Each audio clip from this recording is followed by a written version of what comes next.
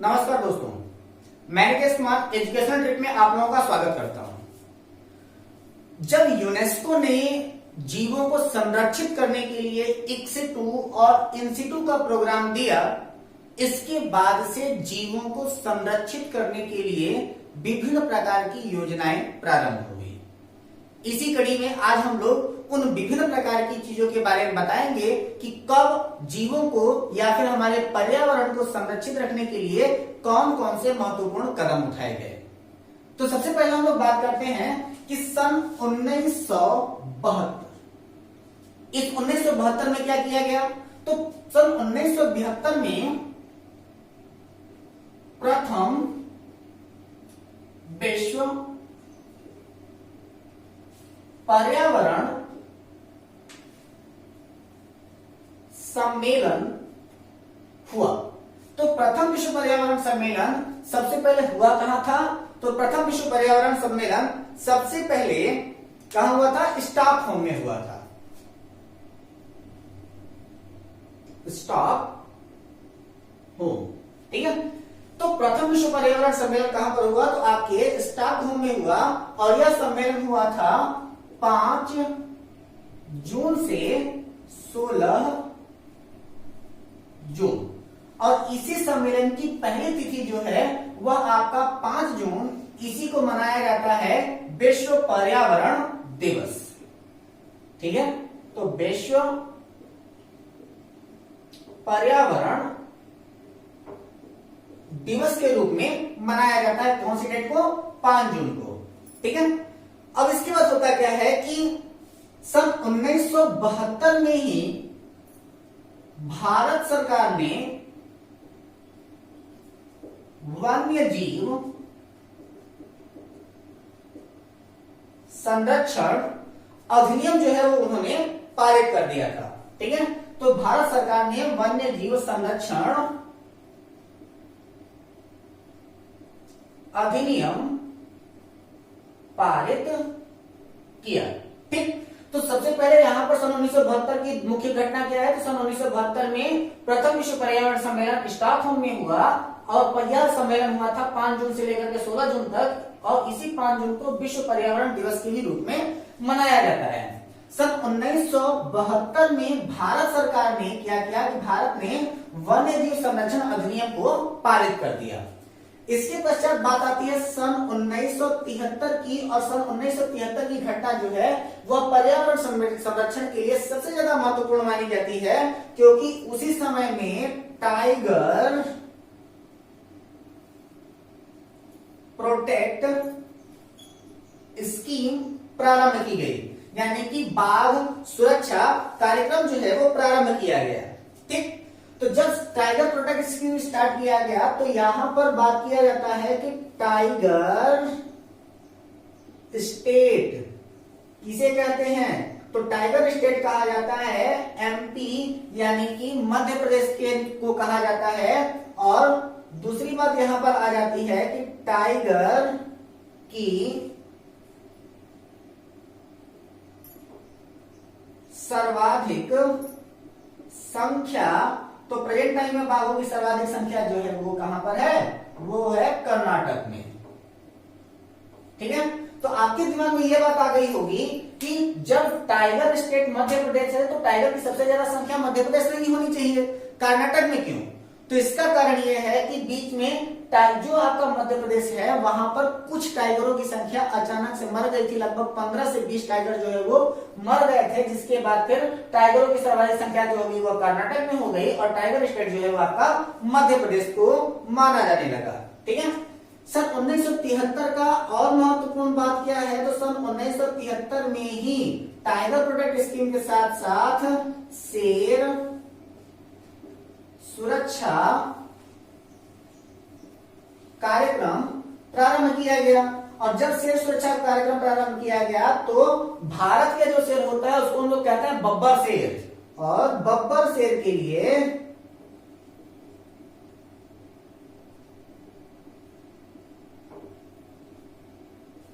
गुजरात का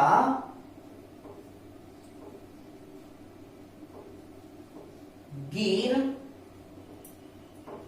वन वन्य जीव अभयारण्य जो है वो आपका प्रसिद्ध है।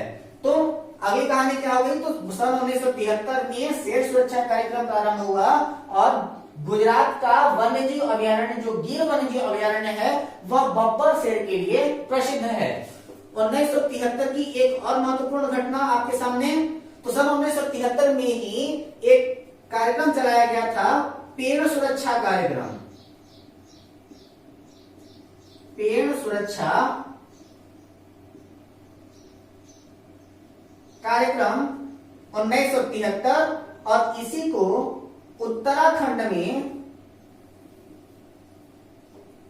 पता नहीं किस नाम से जानते हैं, आप लोग बता देते तो ज्यादा बेहतर होता। छोड़ दूं? चलिए अच्छा बता देते हैं। तो इसको उत्तराखंड में कहा जाता है चिपको मूवमेंट। चिपको आंदोलन प्रारंभ किया गया। तो सन 1973 में पेड़ सुरक्षा कार्यक्रम के तहत उत्तराखंड में चिपको आंदोलन शुरू किया गया, जिसमें सर सुंदरलाल बहुगुणा प्रमुख थे। ठीक है, तो यहां पर क्या हो गया, सन 1973 में टाइगर प्रोटेक्ट स्कीम स्टार्ट किया गया। टाइगर स्टेट मध्य प्रदेश को कहते हैं और टाइगर की सर्वाधिक संख्या जो है कर्नाटक में है। सन 1973 में शेर सुरक्षा कार्यक्रम प्रारंभ किया गया। बब्बर शेर के लिए गुजरात का गिर वन्यजीव अभयारण्य प्रसिद्ध है। सन 1973 में ही पेड़ सुरक्षा कार्यक्रम प्रारंभ किया गया, जिसको उत्तराखंड में चिपको आंदोलन के नाम से जाना गया, जिसमें सर सुंदरलाल बहुगुणा जो थे वो प्रसिद्ध थे। इसके बाद सन 1974 की बात करते हैं। और सन 1974 में जल प्रदूषण निवारक अधिनियम, सन 1974 में क्या हुआ, जल प्रदूषण निवारक अधिनियम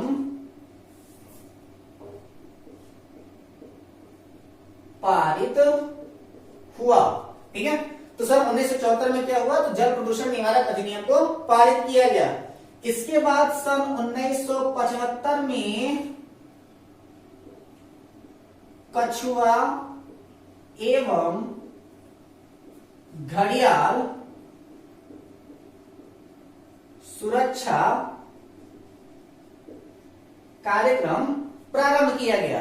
तो सन 1975 की बात किससे आ जाती है, तो सन 1975 में कछुआ एवं घड़ियाल सुरक्षा कार्यक्रम प्रारंभ कर दिया गया। इसके बाद सबसे ज्यादा इंपॉर्टेंट आ जाती है सन 1976 की बात, और सन 1976 में 42वें संविधान संशोधन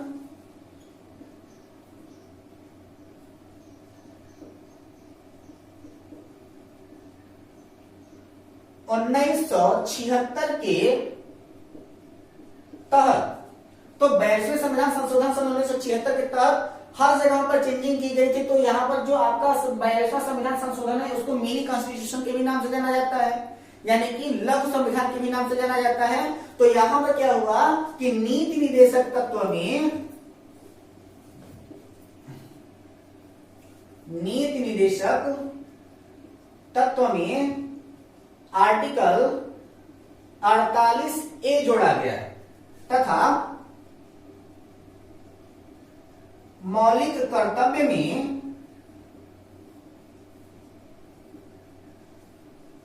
आर्टिकल 51A(G) जोड़ा गया। ठीक है, तो 42वें संविधान संशोधन सन 1976 के तहत नीति निर्देशक तत्व में आर्टिकल 48A जोड़ा गया और मौलिक कर्तव्य में आर्टिकल 4851A(G) जोड़ा गया, जिसमें से आपका जो 48A है यानी कि आर्टिकल 48A वह कहता क्या है कि राज्य सरकारें अपने क्षेत्र के अंतर्गत आने वाले वन्य संपदाओं, वन्य जीवों का संरक्षण एवं संवर्धन करेगी। साथ ही साथ हमारे भारत का जो संविधान था उस मूल संविधान में जो मौलिक कर्तव्य थे वो नहीं थे, लेकिन सन 1976 में आपका मौलिक कर्तव्य जोड़ा गया आर्टिकल 51A के नाम से, जिसमें आर्टिकल 51A से लेकर के आर्टिकल 51AJ तक टोटल 10 मौलिक कर्तव्य थे। प्रेजेंट टाइम में मौलिक कर्तव्यों की संख्या 11 हो चुकी है। उसमें से जो आपका आर्टिकल 51AG है, उसमें हमारे भारत के संविधान ने हमारे जैसे सभी नागरिकों से अपील किया है कि वन्य जीवों को नुकसान न पहुंचाएं, ठीक है। और साथ ही साथ उसने अधिकार दे दिया गया राज्य सरकारों को कि यदि कोई भी व्यक्ति अगर किसी भी प्रकार से जीवों को नुकसान पहुंचाता है तो राज्य सरकार ने अपने हिसाब से उसके ऊपर एक्शन लेकर के उनको दंडित कर सकती है, जिसमें अर्थदंड या फिर कारावास भी शामिल हो सकता है, ठीक। तो नीति निर्देशक तत्व के आर्टिकल 48A में यह कहा गया कि राज्य सरकारें अपने क्षेत्र के अंतर्गत पाए जाने वाले वन्य जीव एवं वन्य संसाधनों का संरक्षण एवं संवर्धन करेगी। और आर्टिकल 51AG में नागरिकों से अपील की गई कि वन्य जीवों को नुकसान न पहुंचाएं। इसके बाद सन 1980 की बात आ जाती है और सन 1980 में वन संसाधन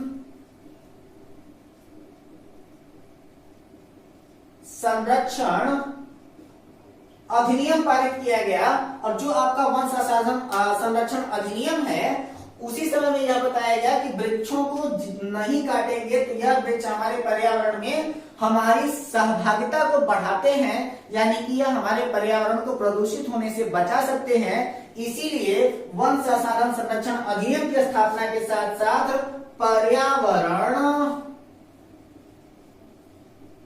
विभाग की स्थापना की गई, ठीक है। तो सन 1980 में क्या हुआ कि वन संसाधन संरक्षण अधिनियम के साथ साथ पर्यावरण विभाग की स्थापना की गई। तो सन 1974 में जल प्रदूषण निवारक अधिनियम पारित हुआ। सन 1975 में कछुआ एवं घड़ियाल सुरक्षा कार्यक्रम प्रारंभ हुआ। सन 1976 में 22वें संविधान संशोधन सन 1976 के तहत नीति निर्देशक तत्व में आर्टिकल 48A और मौलिक कर्तव्य में आर्टिकल 51AG जोड़ा गया। और सन 1980 में वन संसाधन संरक्षण अधिनियम पारित हुआ तथा पर्यावरण विभाग की स्थापना की गई। सन 1981 में वायु प्रदूषण निवारक अधिनियम को पारित किया गया था।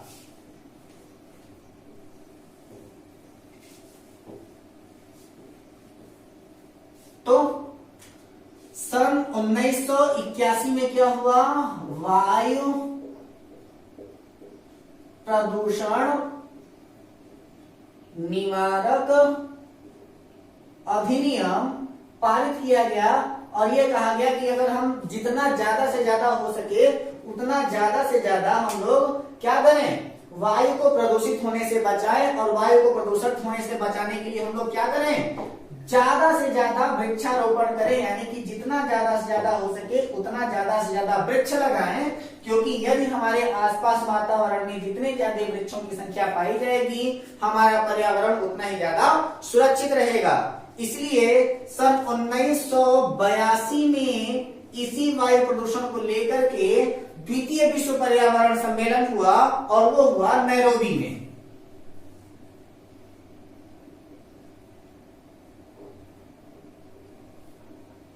द्वितीय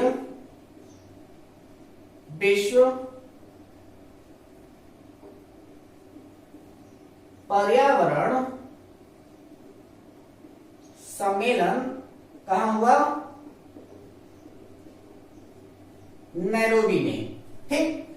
इसके बाद जब सन 1982 में द्वितीय विश्व पर्यावरण सम्मेलन नैरोबी में हो गया, तब इसके बाद फिर सन 1986 में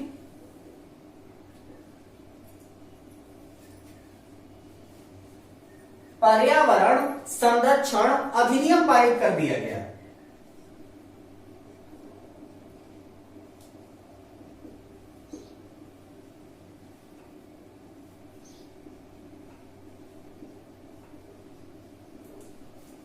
ठीक। तो सन 1986 में क्या हुआ कि पर्यावरण संरक्षण अधिनियम पारित हुआ। इसके बाद सन 1987 में मेरा फेवरेट आर्टिकल है, सन 1987 में मॉनिट्रियल प्रोटोकॉल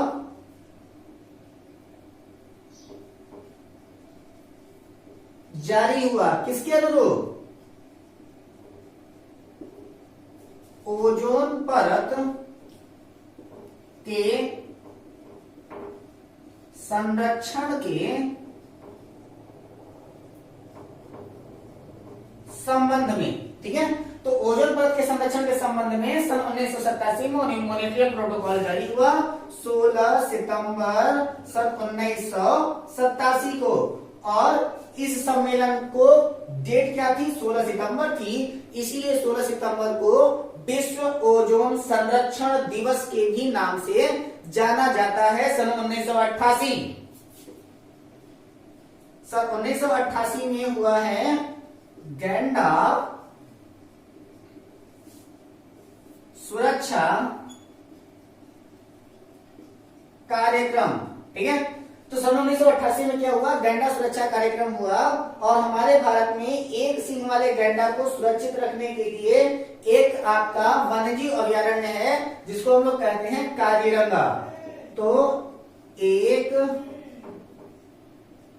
सींग वाले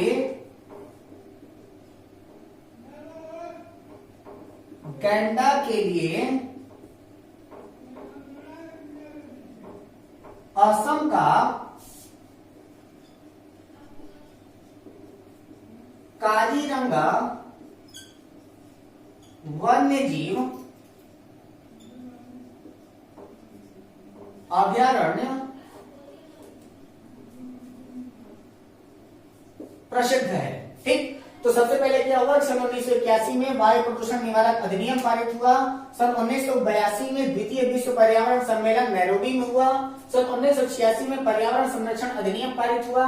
सन 1987 में ओजोन परत के संरक्षण के संबंध में मॉनिट्रियल प्रोटोकॉल जारी हुआ 16 सितंबर सन 1987 को, इसीलिए 16 सितंबर को विश्व पर्यावरण विश्व ओजोन संरक्षण दिवस के रूप में मनाते हैं। सन 1988 में गैंडा सुरक्षा कार्यक्रम प्रारंभ हुआ और एक सींग वाले गैंडा के लिए असम का काजीरंगा वन्यजीव अभयारण्य प्रसिद्ध है। इसके बाद बात आ जाती है सन 1992। आप में से न जाने कितने लोग इसी समय पैदा भी हुए होंगे।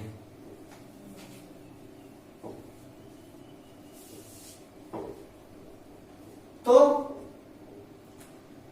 सन 1992 हाथी सुरक्षा कार्यक्रम, हाथी सुरक्षा कार्यक्रम। और जो हाथी सुरक्षा कार्यक्रम है तो हाथियों के लिए, जो हमारे भारत में हाथी पाई जाती है उसके लिए असम का मानस वन्यजीव अभयारण्य जो है वो प्रसिद्ध है। ठीक है, इसके बाद आपकी अगली कहानी आती है किसकी? सन 1992 की ही। सन 1992 में प्रथम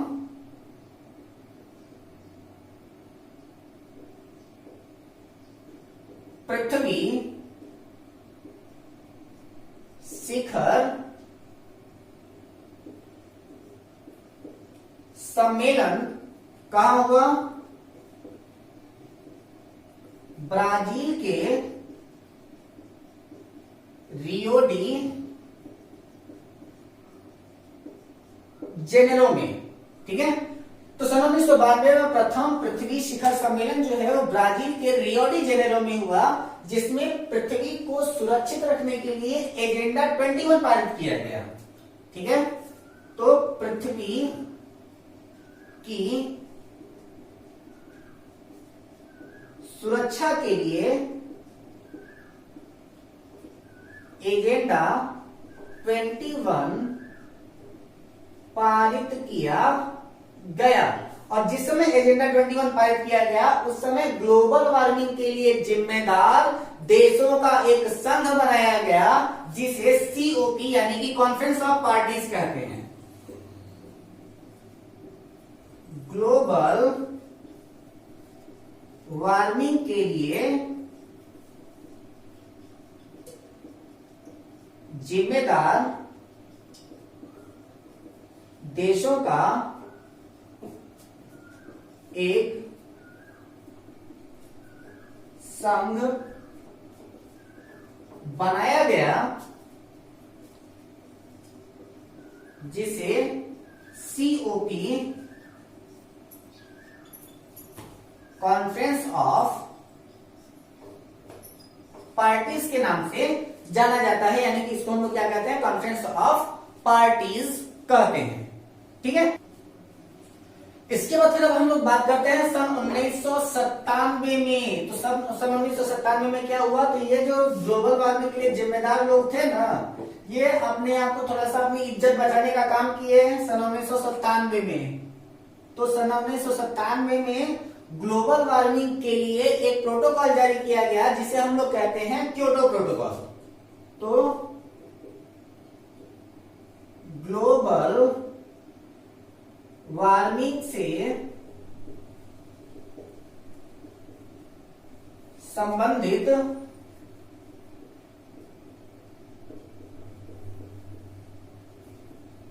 क्योटो प्रोटोकॉल जारी हुआ। ठीक है, फिर बात आ जाती है आपका 2002। तो सन 2002 में क्या हुआ, तो इसमें होता क्या है कि जैव विविधता अधिनियम पारित किया गया था। जैव विविधता अधिनियम पारित किया गया। इसके बाद फिर सन 2002 में जब जैव विविधता अधिनियम पारित हो गया, इसके बाद फिर है सन 2006। इसमें क्या है, गिद्ध सुरक्षा कार्यक्रम प्रारंभ हुआ और इसमें गिद्धों की मृत्यु का कारण पता लगाया गया। तो गिद्धों के मरने का कारण क्या है, तो ये है पशुओं को दी जाने वाली डाइक्लोफेनिक दवा गिद्धों के मरने का कारण है। पीसीएस में पूछा गया क्वेश्चन है ये कि गिद्धों के मरने का कारण क्या है, तो गिद्धों के मरने का कारण क्या है, पशुओं को दी जाने वाली डाइक्लोफेनिक दवा है। इसके बाद फिर बात आ जाती है सन 2010 की, और सन 2010 में क्या हो गया कि जैव विविधता से संबंधित नागोया प्रोटोकॉल जारी हुआ। जैव विविधता से संबंधित नागोया